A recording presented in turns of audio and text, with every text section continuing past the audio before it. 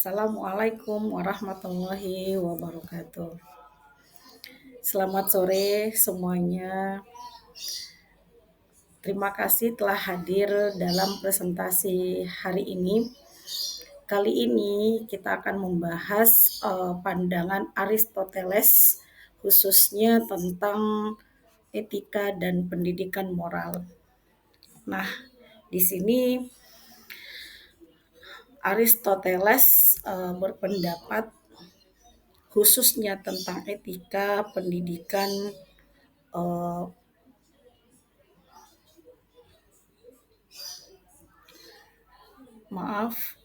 khususnya tentang etika dan pendidikan, di mana mengungkapkan bahwa seorang filsuf besar yang banyak memberikan kontribusi terhadap pemikiran kita tentang karakter dan moralitas. Dalam konteks pendidikan di Indonesia, pemikiran Aristoteles bisa menjadi jawaban penting untuk mengatasi krisis etika yang kita hadapi saat ini. Mari kita mulai dengan melihat konsep dasar dari pandangan Aristoteles. Next.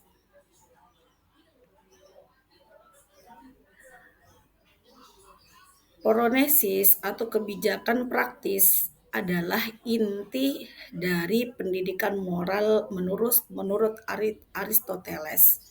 Pronesis bukan sekedar pengetahuan, tetapi kemampuan untuk menerapkan pengetahuan tersebut dalam situasi nyata.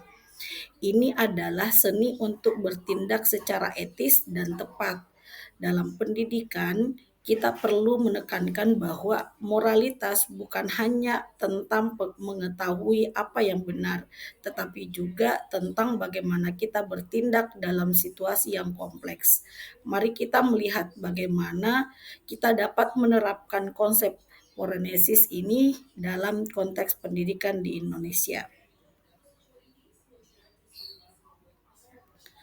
Nah, untuk mengatasi penurunan disiplin dan etika di sekolah, kita perlu mengubah pendekatan kita. Alih-alih hanya mengajarkan aturan, kita harus melatih siswa untuk mengembangkan kebijaksanaan dalam bertindak. Misalnya, dalam situasi di mana mereka dihadapkan pada pilihan moral, mereka harus mampu menggunakan pronesis untuk menentukan tindakan yang tepat. Ini akan membekali mereka dengan keterampilan untuk menghadapi tantangan di dunia nyata. Mari kita eksplorasi lebih lanjut bagaimana pendidikan moral dapat menjadi latihan kebiasaan. Selanjutnya, Aristoteles berpendapat bahwa kita menjadi apa yang kita lakukan secara berulang. Oleh karena itu, pendidikan moral harus fokus pada pembiasaan perilaku baik. Sekolah dapat merancang budaya disiplin yang positif di mana siswa dilatih untuk datang tepat waktu, menyelesaikan tugas, dan bertindak jujur. Misalnya, dengan mengimplementasikan pojok kejujuran, siswa dapat belajar untuk menilai diri sendiri dan bertindak dengan integritas. Mari kita lihat lebih lanjut jauh bagaimana pembiasaan ini dapat diterapkan dalam konteks pendidikan kita. Selanjutnya,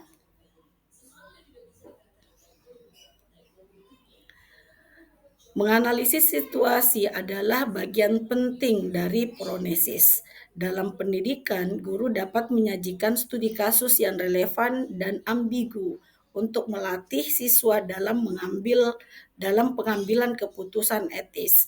Misalnya, jika seorang siswa melihat temannya mencontek, mereka harus merenungkan pilihan mereka. Apakah mereka harus melaporkan tindakan tersebut atau tidak? Melalui deliberasi, siswa belajar untuk menganalisis konsekuensi dari setiap pilihan dan menggunakan nalar mereka untuk menimbang nilai-nilai yang bertabrakan. Nah, ini adalah transformasi penting dalam pendidikan moral yang perlu kita dorong. Selanjutnya, guru memiliki peran krusial dalam pengembangan pronesis siswa. Aristoteles menyatakan bahwa kebijaksanaan praktis dan berkembang melalui interaksi dengan orang bijak. Oleh karena itu, guru harus menjadi teladan nyata dalam hal integritas dan disiplin. Ketika siswa melihat guru berperilaku adil dan sabar, mereka belajar meniru perilaku tersebut. Selain itu, guru juga harus membimbing siswa saat mereka menghadapi dilema moral, membantu mereka merefleksikan pilihan yang paling bijaksana. Selanjutnya, implementasi poronesis di sekolah. Nah, untuk mengimplementasikan poronesis dalam pendidikan, penting bagi sekolah untuk memiliki rencana yang jelas. Pertama, pelatihan untuk guru harus dilakukan agar mereka dapat menjadi teladan yang baik. Selain itu, kegiatan siswa harus dirancang untuk memberikan pengalaman nyata dalam pengambilan keputusan etis. Misalnya melalui proyek sosial atau kegiatan ekstrakurikuler yang menekankan pada nilai-nilai moral. Dengan cara ini, kita dapat menciptakan lingkungan belajar yang mendukung perkembangan karakter siswa secara menyeluruh. Next, tantangan yang dihadapi. Nah, dalam konteks konten slide ini, meskipun penerapan pronesis memiliki banyak manfaat, tantangan tetap ada. Baik siswa maupun orang tua mungkin memiliki respon yang beragam terhadap perubahan ini. Beberapa mungkin merasa bahwa pendekatan baru ini terlalu sulit atau tidak relevan. Oleh karena itu, penting bagi kita untuk mengkomunikasikan dengan jelas tentang tujuan dan manfaat dari pendidikan moral yang berbasis poronesis. Dengan melibatkan orang tua dan masyarakat dalam proses ini, kita dapat menciptakan dukungan yang lebih kuat untuk perubahan ini. Sebagai studi kasus, contoh sekolah yang berhasil menerapkan poronesis, ada banyak contoh sekolah yang telah berhasil menerapkan konsep poronesis dalam pendidikan mereka. Misalnya sekolah X yang berada di Jakarta telah menciptakan program yang berintegrasi dan mengintegrasikan pendidikan karakter dalam kurikulum sehari-hari. Hasilnya, mereka melaporkan peningkatan dalam disiplin siswa dan pengurangan pelanggaran etika.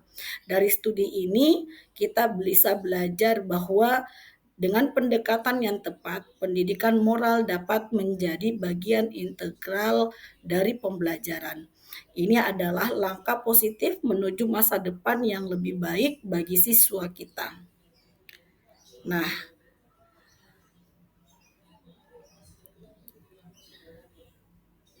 sebagai kesimpulan, pandangan Aristoteles tentang poronesis memberikan wawasan yang mendalam tentang bagaimana kita dapat mengatasi krisis etika dalam pendidikan.